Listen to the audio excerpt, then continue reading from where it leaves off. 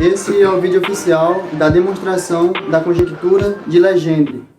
Até aqui, nós vimos que a cada grupo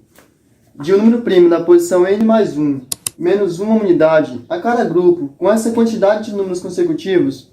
nós vamos ter pelo menos um número primo, desde que o nosso último número consecutivo considerado ele seja menor ou igual ao número primo na posição n mais 1 ao quadrado, menos uma unidade. Então, a cada grupo com essa quantidade de termos de números consecutivos, nós vamos ter pelo menos um número primo, desde que o último número consecutivo considerado seja menor ou igual a este número aqui. Com esse resultado, nós podemos provar outros resultados importantes. Na verdade, podemos provar nosso primeiro resultado importante para demonstrar a conjectura de Legendre. O primeiro resultado importante é o seguinte: se a cada grupo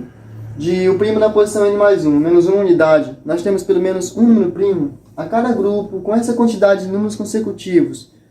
se nós temos pelo menos um número primo, desde que o último número considerado seja menor ou igual a esse, então isso quer dizer que para mim saber a quantidade mínima de números primos existentes entre o primo na posição n mais 1, subtraído uma unidade, e o primo na posição n mais 1 ao quadrado, subtraído uma unidade, basta fazer uma subtração do maior, retirando o menor, e eu vou saber quantos números maiores que o primo na posição n mais 1 menos uma unidade eu tenho. E vou pegar essa quantidade de números maiores e dividir em grupos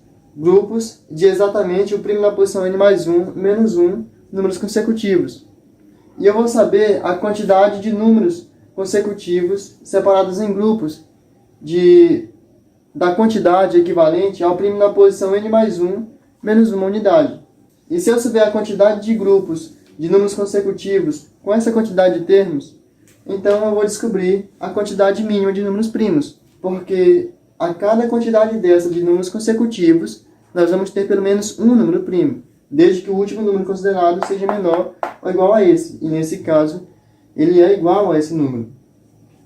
Efetuando as divisões, nós temos que esse resultado vai ser igual ao número primo na posição n mais 1. Isso quer dizer que do número primo na posição n mais 1 subtraído uma unidade até o número primo na posição n mais 1 ao quadrado menos uma unidade, nós temos exatamente o número primo na posição n mais 1 de grupos com essa quantidade de números consecutivos.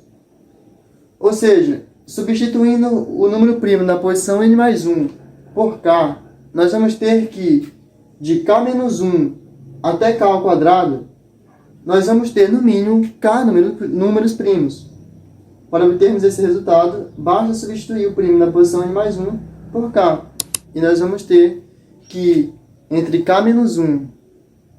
de k menos 1 melhor, até k ao quadrado, desde que k seja um número primo, então nós vamos ter no mínimo k números primos nesse intervalo. Isso se dá porque nós vamos ter no mínimo k grupos de números consecutivos com a quantidade de termos k menos 1.